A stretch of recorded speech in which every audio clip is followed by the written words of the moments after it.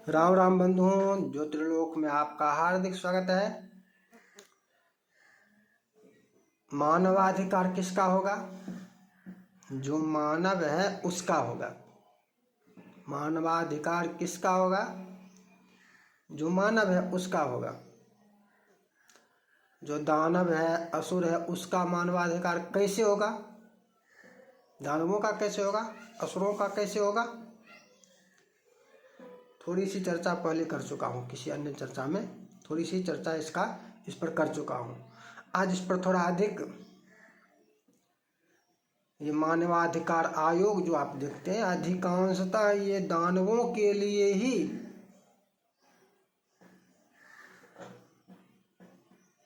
लड़ते हैं। मानवाधिकार आयोग के नाम पर अधिकांशतः न्यायपालिका भी दानवों के पक्ष में रहती है।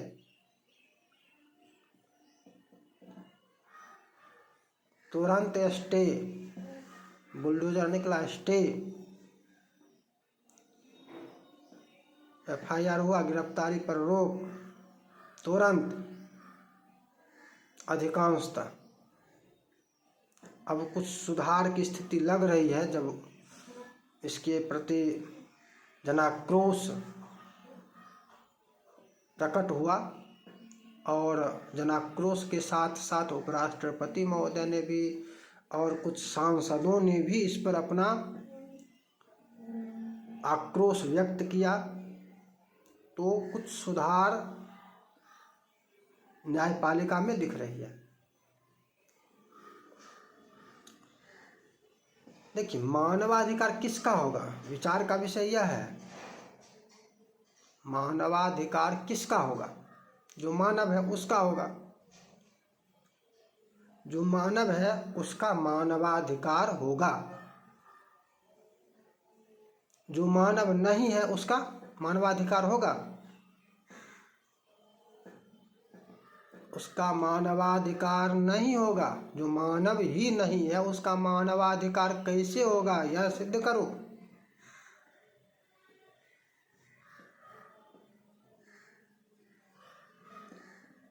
अब मानव कैसे, मनुष्य कैसे, मनुष्य कैसे, मानव कैसे? आकृति से मात्र आकृति से नहीं। आकृति से भगवान कृष्ण के भी 2 हाथ 2 पैर 2 कान 2 आँख, और आकृति से कंस भी 2 हाथ 2 पैर 2 आँख 2 कान, 1 मुंह, 1 जीभ, 1 नाक। कंस असुर था, कृष्ण भगवान थे। आकृति से देखने में तो दोनों मानव थे। भौतिक चक्षुओं से अवलोकन करने पर दोनों मानव थे।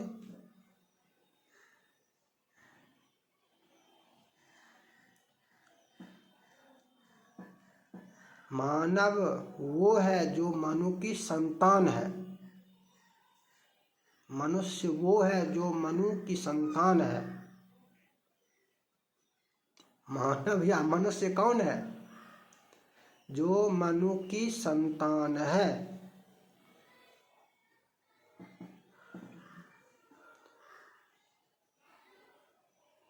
मनु की संतान मनुस्मृति को जलाएगा, फाड़ेगा। ये आजकल फिर से ये खरगे फरगे जो है, ये बार बार चिल्ला रहा है आजकल फिर से, मनुस्मृति मनुस्मृति, देश मनुस्मृति से नहीं चलेगा, तुम्हारे बाप के स्मृति से चलेगा। खरगे फरगे दानवों के स्मृति से चलेगा, मनुस्मृति से नहीं चलेगा। तो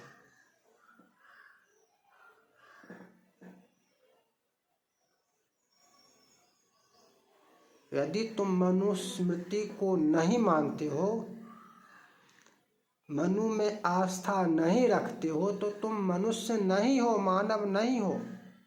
सीधी सी बात है। वैचारिक भी वहां पर होना चाहिए। कंस भी दिखने में मानव ही था, किंतु वो मानव नहीं था। आसुरी था, और उसके जन्म में यह प्रसंग आया था। यदि उधर जाएंगे तो ये चर्चा, वो असुर पुत्र ही था, वास्तव में क्षत्रज श्रेणी में आता था, वो औरस पुत्र नहीं था। तो असुर जिस प्रकार वो था, असुर का क्षत्रज पुत्र होने के कारण मानव स्वरूप में उसी प्रकार से उसके वंशज आज भी तो हैं। कहने के लिए ये यदुवंशी कह देता है, कृष्णवंशी कह देता है। और कृष्ण और कंस के भांजाई तो थे कृष्ण भगवान भी। तो क्या पता तुम कंस के वंशी हो, तुम्हारा आचरण बताएगा कि तुम कृष्ण के वंशी हो या कंस के वंशी हो। तुम्हारा व्यवहार बताएगा, तुम्हारा वक्तव्य बताएगा, तुम्हारा कर्म बताएगा कि तुम कृष्ण के वंशज हो या कंस के वंशज हो। स्वघोषित करने से नहीं हो जाएगा। करने वाला है ना, बहुत सारे लोग कर रहे, मैं कृष्णवंशी यदुवंशी, कृष्ण यदुवंशी या कृष्णवंशी नहीं, कंसवंशी हो या नहीं यह सिद्ध हो। कृष्णवंशी हो तो धर्म की रक्षा के लिए युद्ध करोगे, धर्म की रक्षा के लिए कभी एक वचन नहीं बोलते हो। जब भी मुंह खोलते हो तो धर्म के विरुद्ध ही खोलते हो, और कृष्णवंशी बनते हो। नहीं हो कृष्णवंशी, कंसवंशी हो। कंस धर्म विरोधी था, कंस का आचरण धर्म विरुद्ध था। कंस के वंशी हो, आसुर के वंशी हो, दानवों के वंशी हो, दानवीय हो, मानव नहीं हो। और मानव नहीं हो तो मानवाधिकार भी तुम्हारे लिए क्यों होगा? प्रश्न यह है। इस पर देखिए, कहा जाएगा, कहेगा कि भाई यही तो समस्या है उनकी कि यदि धर्मशास्त्रों से चर्चा करने लगे, संस्कृति के अनुसार चर्चा करेंगे तो क्या करेंगे? अपने धर्मशास्त्रों के अनुसार चर्चा करेंगे, विश्लेषण करेंगे, व्याख्या करेंगे, समझेंगे। अपने ग्रंथ कौन से हैं? कुरान अपना ग्रंथ है क्या भारत का? बाइबल है क्या? नहीं, न तो कुरान भारतीय ग्रंथ है, न बाइबल भारतीय ग्रंथ है। भारतीय ग्रंथ है रामायण, महाभारत, चारों वेद, अष्टादश पुराण, स्मृतियाँ, ये सभी भारतीय ग्रंथ हैं। इन ग्रंथों के आधार पर विचार होगा। जैसे वो जनेऊधारी ब्राह्मण वर्ण शंकर से भी निकृष्ट श्रेणी का है ना जी, निकृष्ट जनेऊधारी ब्राह्मण बनता है, तो गीता से विचार करेंगे तो वो वर्ण शंकर से भी निकृष्ट हो जाता है। सरकारें आज जो अंतर्जातीय विवाह कर रही हैं, तो वो तो वर्ण शंकर को उत्पन्न करने का प्रयास कर रहे हैं, कुकर्म कर रही है सरकारें। कुकर्म, ये कुकर्म है। सरकार का काम इसको रोकना था और सरकार इसको बढ़ावा दे रही है। न्यायपालिका भी इसको बढ़ावा देने का प्रयास करती है, प्रोत्साहित करती है, संरक्षित करती है। न्यायपालिका तो अपने आप को हर चीज में संरक्षक घोषित करती है ना। तो इधर इस प्रकार से धर्मशास्त्रों के आधार पर विचार करेंगे तो इन सब के कुकर्म स्पष्ट हो जाएंगे। इसलिए कहते हैं कि मनुस्मृति को नहीं मानेंगे, धर्मशास्त्रों को नहीं मानेंगे, और जहाँ तक वो सबके सब धर्मशास्त्रों का त्याग कर चुके हैं। और दुर्दशा ये है कि ये बड़े बड़े कथा वक्ता जो हैं, चाहे जो भी हो, कोई भी, किसी का भी नाम आप ले लीजिए, जिसके बारे में आपके मन में आए विचार ले लीजिए। किसी ने आज तक आपको कहा है कि ये जनेऊधारी ब्राह्मण जो है ये वर्ण संकर भी नहीं है, ये वर्ण संकर से भी निकृष्ट है, अधम है? किसी ने चर्चा किया है? किसी ने आपको बताया है कि अपने बच्चों को संभालो, नहीं तो तुमको भी नरक जाना पड़ेगा? किसी ने समझाया है? इन विषयों को गंभीरता के साथ सूक्ष्मता के साथ समझाने की आवश्यकता है। तो शेष क्या करेंगे? शेष तो नहीं करेंगे, जब बड़े बड़े कथा वक्ता चर्चा नहीं करते हैं तो शेष अन्य क्या करेंगे? जाने दीजिए। मानवाधिकार पर आते हैं। तो मानवाधिकार भी यदि शास्त्र से चर्चा करेंगे तो इन लोगों के लिए जो जिहादी हैं, जो हिंसक हैं, जो गो हत्यारे हैं, इन लोगों का मानवाधिकार समाप्त हो जाएगा, क्योंकि ये मानव ही नहीं है। जैसे कंस भी देखने में मानव था, उसी तरह से ये सब भी देखने में मानव है। और इसमें वो सेकुलर वायरस ने जिसको डसा हुआ है, जो सेकुलर वायरस से ग्रसित है नीच प्राणी, वो भी मानव की श्रेणी में नहीं आएगा।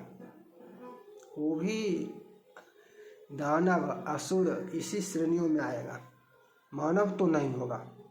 मानव होगा तो मनुस्मृति का त्याग करेगा। कैसे करेगा? मनुस्मृति का जो त्याग करे, जो जलाने की बात करे, जो कहे कि नहीं चलेगा, इससे नहीं मानेंगे, वो मानव नहीं हो सकता है। मानव होगा, मानव की संतान मानव है, तो वो मनुस्मृति कैसे जलाएगा? क्यों जलाएगा? बताइए। मनु की संतान ही मानव है, और मानव हो तो मनु में श्रद्धा आस्था विश्वास रखना होगा। और मनु में श्रद्धा विश्वास आस्था रखने का तात्पर्य है कि मनुस्मृति को भी पूजना होगा। उससे चलेगा देश, ऐसी बात नहीं, उसकी पूजा भी करनी होगी, तब मानव हो, मनुष्य हो। नहीं तो अन्यथा तुम मनुष्य नहीं हो, मानव नहीं हो, और मानव नहीं हो तो मानवाधिकार भी तुम्हारे लिए नहीं होना चाहिए। ये तो मानवाधिकार आयोग को भी सोचना चाहिए, सरकारों को भी सोचना चाहिए, न्यायपालिका भी इस पर तो स्वतः संज्ञान लेकर सोचना चाहिए कि मानवाधिकार किसके लिए हो। मनुस्मृति को इतना जलाया जाता है, इतना इस पर कभी न्यायपालिका को स्वतः संज्ञान लेने की फुर्सत नहीं मिलती है। इस पर इससे ज्ञात होता है कि न्यायपालिका भी दुराग्रहग्रस्त है। न्यायपालिका में भी वही लोग बैठे हुए हैं जो सनातन द्रोही हैं।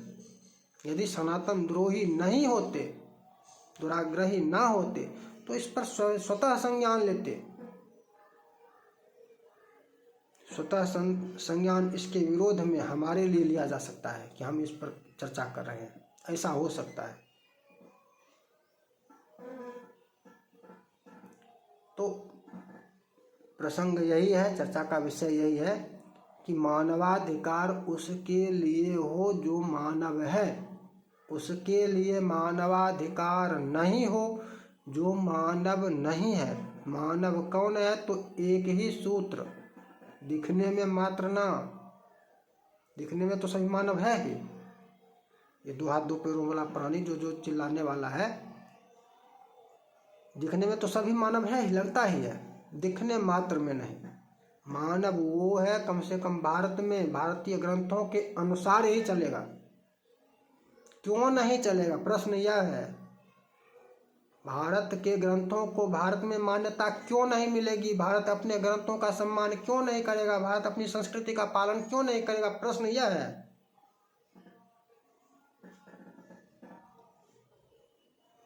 अपने ग्रंथों के अनुसार चलेगा तो मनुस्मृति में जो आस्था रखता है, मनुस्मृति की जो पूजा करता है, वही मात्र मानव है। जो मनुस्मृति को जलाता है, मनुस्मृति को फाड़ता है, भारतीय शास्त्रों का अपमान करता है, वो मनुष्य नहीं है, वो मानव नहीं है। और यदि वह मानव नहीं है तो उसका मानवाधिकार नहीं है। आज की चर्चा इतनी, फिर मिलेंगे नई चर्चा के साथ। जय जय श्री राधे।